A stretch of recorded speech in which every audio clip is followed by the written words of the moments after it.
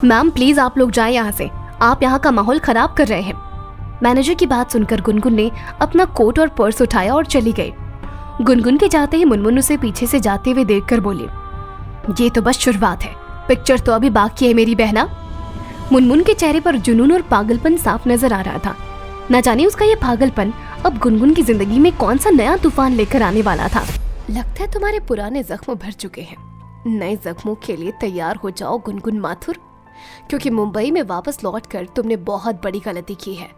अगर खून के आंसू रुलाकर तुम्हें मैंने मुंबई से ना भेजा ना, तो मेरा नाम भी मुनमुन माथुर नहीं। ये कहते ही मुनमुन ने अपना फोन निकाला और एक नंबर डायल किया।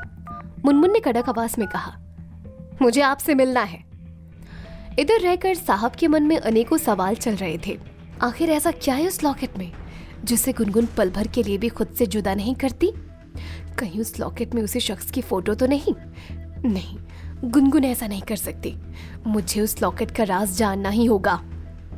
साहबजादे ने बिना देरी किए बेल बजाई और तिवारी जी को केबिन में बुलाया। तिवारी जी ने अपना सर झुकाते हुए साहबजादे से पूछा, आपने बुलाया?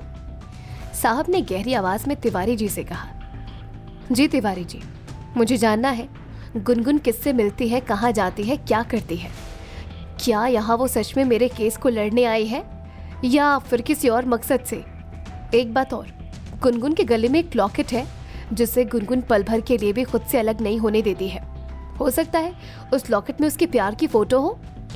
तिवारी जी ने अपनी गर्दन हाँ में हिलाते हुए कहा, आप फिक्र मत कीजिए, आपका काम हो जाएगा।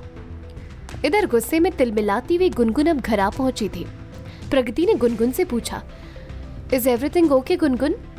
गुनगुन ने एक लंबी गहरी सांस ली और प्रगति से कहा, प्रगति मुझे लगता है शायद मैंने मुंबई आकर बहुत बड़ी गलती कर दी।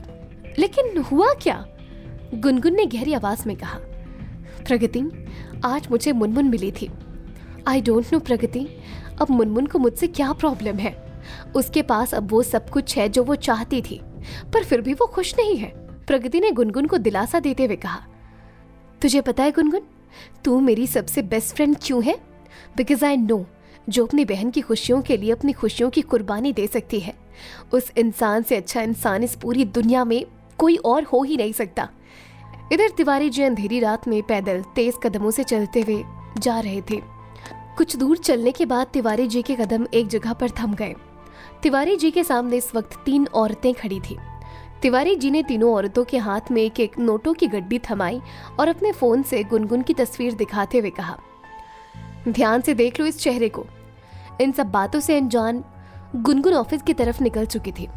वो अपनी कार खुद ड्राइव कर रही थी और तभी गुनगुन की नजर सुनसान रास्ते पर एक गाड़ी पर पड़ी, जहां एक लेडी अपनी कार के बाहर खड़ी परेशान दिख रही थी। गुनगुन ने अपनी कार से निकलकर उस औरत से पूछा, क्या वो आपकी गाड़ी खराब हो गई है क्या? उस औरत को यूं अपने लॉकेट की ओर घूरता देख गुनगुन ने पूछा, एक्सक्यूज मी, क्या मैं आपको कहीं ड्रॉप कर दूं? उस औरत ने गुनगुन के सवाल का जवाब दिए बिना गुनगुन के लॉकेट पर झपट्टा मारना चाहा, लेकिन गुनगुन भी कोई कच्ची खिलाड़ी नहीं थी। जैसे ही उस औरत का हाथ गुनगुन के गले के पास पहुंचा, गुनगुन ने तुरंत ही उसका हाथ पकड़कर पीछे फेंक दिया। इसी बीच उस औरत का नाखून गुनगुन के गले पर लग गया। गुनगुन आई तो यह इस औरत की मदद करने को थी, लेकिन अब वो खुद ही मुसीबत में फंस चुकी थी। गुनगुन खुद को बचाकर भागने ही वाली थी कि तभी गाड़ी से 2 और औरतें बाहर निकल कर आई और उन्होंने गुनगुन के दोनों हाथ पकड़ लिए। एक औरत ने गुनगुन का लॉकेट निकालना चाहा तो गुनगुन ने उस औरत पर अपने सिर से वार किया, जिससे लॉकेट जमीन पर गिरकर टूट गया।